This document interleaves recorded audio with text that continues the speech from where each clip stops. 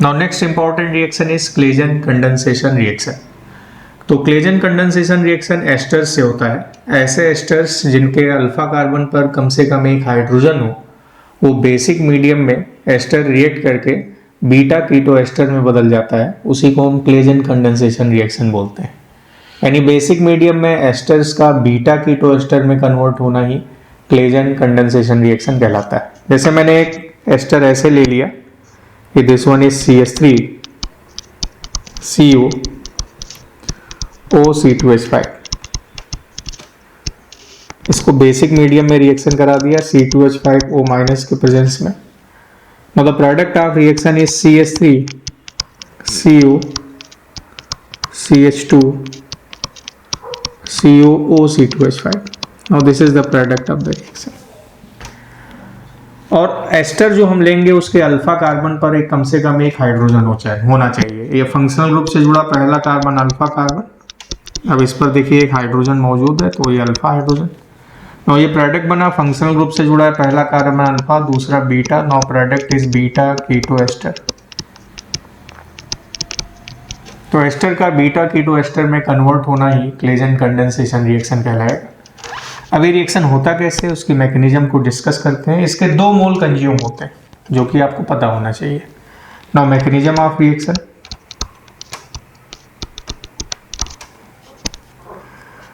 Reaction basic medium में होता है तो बेस C2H5O- ने इसके अल्फा कार्बन पर अटैक किया, दिस इज CH2COO(C2H5). C2H5O- ने H पर अटैक किया, H+ निकल गया, बन गया CH2-, this is COO(C2H5) plus ethanol C2H5OH। अभी जो माइनस बना, ये माइनस रिजोनेंस से O पर स्टेबलाइज है, आप देख सकते हैं O पर स्टेबलाइज है, इसीलिए एनायन स्टेबलाइज बनता है। अब ये एनायन जाके दूसरे मोल पर अटैक कर देता है। सेकेंड मोल ये है अपना CH3, this is COO(C2H5), is CH2-, this is COO(C2H5). अभी इसने जाके इस पर अटैक कर दिया, इस O पे माइनस आ गया। Now this is CH3 CO-, this is O(C2H5), this is CH2 COO(C2H5), ये बन गया। अब O- ये शिफ्ट होगा इधर तो ये एनायन निकल जाएगा लीविंग ग्रुप की तरह के फॉर्म में। Now product is CH3 CO CH2, this is COO(C2H5). now this is the final product। अब बेस यहाँ पर फिर से अटैक करता है, क्योंकि ये हाइड्रोजन एसिडिक होता है तो H+ निकलता है, C पे माइनस आता है और O- फिर H+ लेके CH2 में बदल जाता है। तो एक बार फिर से बेस यहाँ पर रिएक्ट करेगा और फिर से यही प्रोडक्ट बन जाएगा। तो हम बस मैं यहीं तक इसलिए बता रहा हूँ। फिर से एक बार मैं मैकेनिज्म को रिवाइज कर रहा हूँ। पहले बेस ने एस्टर पर अटैक किया अल्फा कार्बन के H पर, तो ये एनायन बन गया। अब ये एनायन जाके दूसरे एस्टर पर अटैक करता है तो इस O पे माइनस शिफ्ट हुआ, O(C2H5) निकल गया, this is the product. Now functional group से जुड़ा है पहला कार्बन अल्फा, दूसरा beta. Now this is beta keto ester. अब आप क्लेजन कंडेंसेशन के रिएक्शन को एक लाइन में भी बना सकते हैं। आप एक एस्टर से O(C2H5) या OR वाला पार्ट निकाल देंगे और एक के अल्फा कार्बन से H निकाल देंगे। जैसे ये CH3 CO O(C2H5) है तो यहाँ से O(C2H5) और एक के अल्फा कार्बन से H निकाल देंगे। CH3 को मैं ऐसे लिख सकता हूँ, CH2 CO O(C2H5),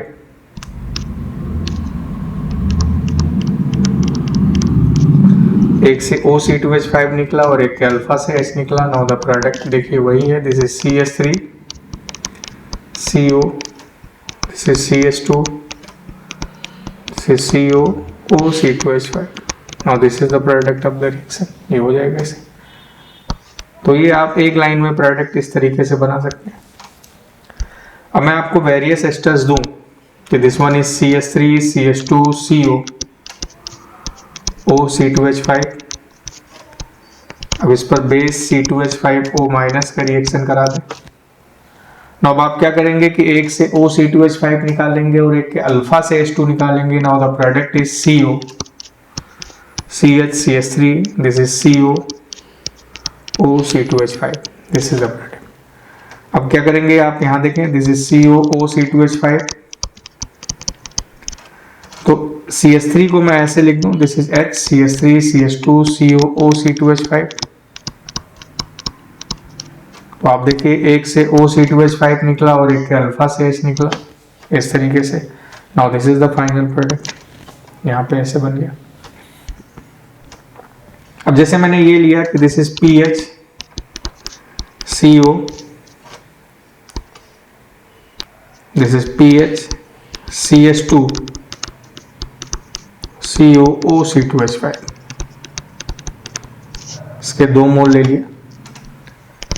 base C2H5O- के प्रेजेंस में रिएक्शन करा दें। Now product is PH CH2 CO CH this is CO O(C2H5), ऐसे एक से O(C2H5) निकला और एक के अल्फा से H निकला, अल्फा कार्बन से H। अब इसकी मैं हाइड्रोलिसिस करा दूं H+H2O के प्रेजेंस में, तो हाइड्रोलिसिस कराएंगे तो ये ऐसे ब्रेक हो जाएगा, इधर H आ गया और इधर OH आ गया, इस तरीके से।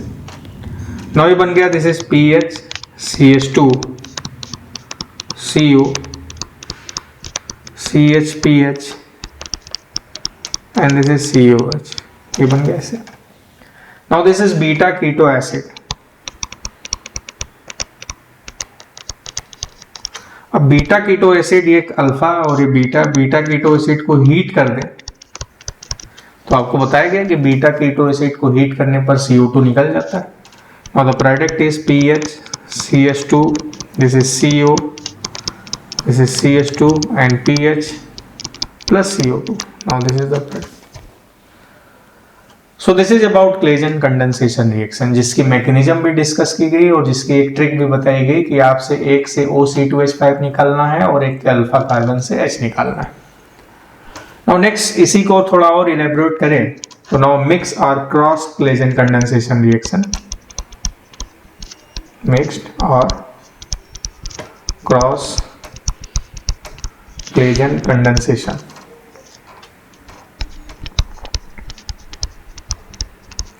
अभी मिक्स या क्रॉस क्लेजन कंडेंसेशन क्या है?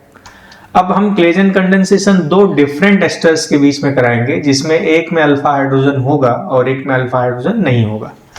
जैसे मैंने विदाउट अल्फा हाइड्रोजन वाला ये ले लिया, phenyl benzoate, ethyl benzoate, sorry, this is COOC2H5, और एक हमने ले लिया, दिस इज CH3COOC2H5। इसको बेसिक मीडियम में रिएक्शन करा दिया C2H5O- के प्रेजेंस में। अब आप देखिए कि एक से OC2H5 निकलेगा और एक के अल्फा से H निकल जाएगा। Now this is the product, this is PH CO CH2, this is CO OC2H5। Now this is the product of the reaction. तो Claisen condensation between 2 different ester, जिसमें एक में अल्फा हाइड्रोजन हो और एक में अल्फा हाइड्रोजन ना हो, उसी को हम मिक्स या क्रॉस क्लेजन कंडेंसेशन रिएक्शन बोलते हैं। अब जैसे मैंने ये ले लिया कि दिस इज HCU OCH3, ये एस्टर है जिसमें अल्फा कार्बन है ही नहीं, फंक्शनल ग्रुप से जुड़ा पहला कार्बन अल्फा कार्बन। अब फंक्शनल ग्रुप से जुड़ा पहला कार्बन ही नहीं है तो अल्फा कार्बन का सवाल ही नहीं उठता है। अब इस पर मैंने रिएक्शन करा दिया CH3 CH2 COOC2H5 का, कैसे हो गया? बेसिक मीडियम में रिएक्शन। अब इसके अल्फा कार्बन से H निकला और इससे OCH3 निकल जाएगा। Now the product is HCO, this is CH CH3 and this is COOC2H5।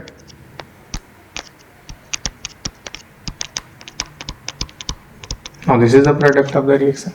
तो इस तरह से मिक्स या क्रॉस क्लेजन कंडेंसेशन, एक एग्जांपल मैं आपको और बताता हूं कि now this is PH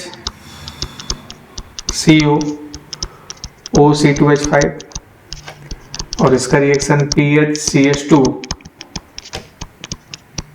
COOC2H5 से करा दें बेसिक मीडियम में, तो एक से OC2H5 निकालेंगे और एक अल्फा कार्बन से H2। अब जो प्रोडक्ट बन गया हो गया PHCO, this is CHPH, this is COOC2H5, ऐसे बन गया। अब इसकी हाइड्रोलिसिस करा दें H+H2O के प्रेजेंस में, तो हाइड्रोलाइज हो जाएगा एस्टर। अब आप देखें यहाँ H आ गया और यहाँ OH आ गया, तो ये बन गया PHCO CHPH and this is COOH plus C2H5OH, ऐसे हो गया। अब ये अल्फा कार्बन, ये beta carbon, now this is beta keto acid, और बीटा कीटो एसिड को हीट करते हैं तो CO2 निकल जाता है, ये CO2 निकल जाएगा। Now this is PHCO CH2 and PH plus CO2, this is the product of the reaction. So this is about mix or cross Claisen condensation reaction. Now next is the अब mix या cross Claisen condensation reaction में एक मैं ester भी ले सकता हूं जिसमें अल्फा कार्बन पर हाइड्रोजन नहीं है, और दूसरा मैं कार्बोनिल कंपाउंड भी ले सकता हूं। जैसे मैंने ये ले लिया कि दिस इज HCO OC2H5, और दूसरा मैंने ये कार्बोनिल कंपाउंड ले लिया कि CH3CHO बेसिक मीडियम C2H5O-। अब यहां से OC2H5 और इसके अल्फा कार्बन से H, क्योंकि कार्बोनिल कंपाउंड के भी अल्फा हाइड्रोजन एसिडिक होते हैं, तो now the product of reaction is HCO CH2CHO। Now this is the product of the reaction. मैंने ऐसे ले लिया कि दिस इज PHCO OCH3, और एक हमने ऐसे ले लिया कि PHCH2 COPH basic medium CH3O-। अब यहां से OCH3 निकला और इसके अल्फा कार्बन से H निकला, और product is PHCO, this is CHPH and this is COPH, this is the product of the reaction. तो इस तरह से रिएक्शन हो जाएगा।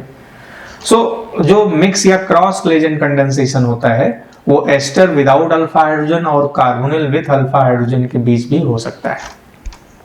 Now next is the cyclic Claisen condensation reaction या intramolecular Claisen condensation reaction. Intramolecular Claisen condensation.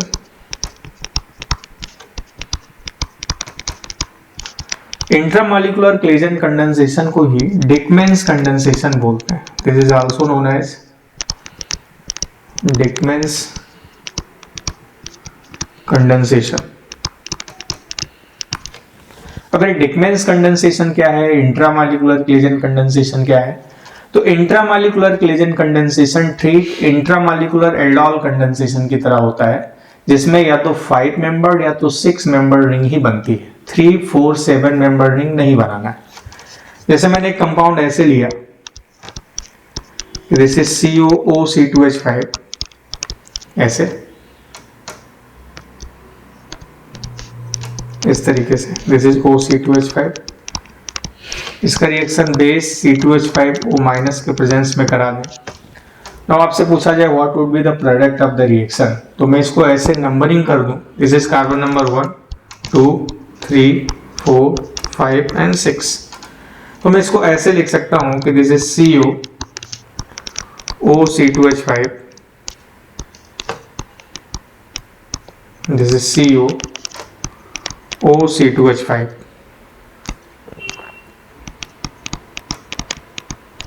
Now this is carbon number 1, 2, 3, 4, 5 and 6, ऐसे हो गया।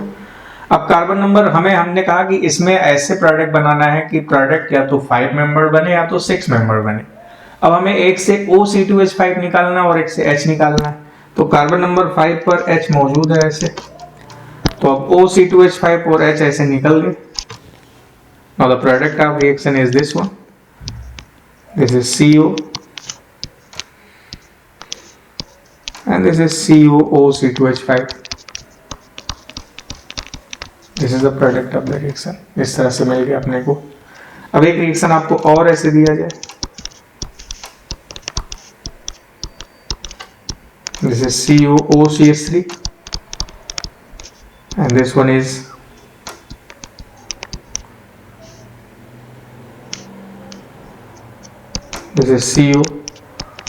CuOCH3.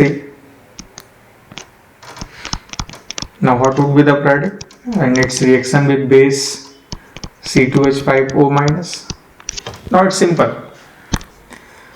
ये फंक्शनल ग्रुप से जुड़ा पहला कार्बन अल्फा कार्बन, बट यहाँ हाइड्रोजन नहीं है और इस कार्बन पर 2 हाइड्रोजन है, तो हमने एक से OCH3 निकाल दिया और एक से H निकाल दिया। अब जो प्रोडक्ट बन गया आप देखें कि दिस इज कार्बन नंबर 1, 2, 3, 4, 5 और 6 और ये 7 था, तो 1 और 6 आपस में जुड़ गए तो ये 6 मेंबर रिंग बन गई। This is Cu and this is CuOCH3, ऐसे हो गए। अब इसकी हाइड्रोलिसिस कराएं H+ और H2 के प्रेजेंस में, तो ये ऐसे हाइड्रोलाइज हो जाएगा। This is HNOH। Now we will find product like this.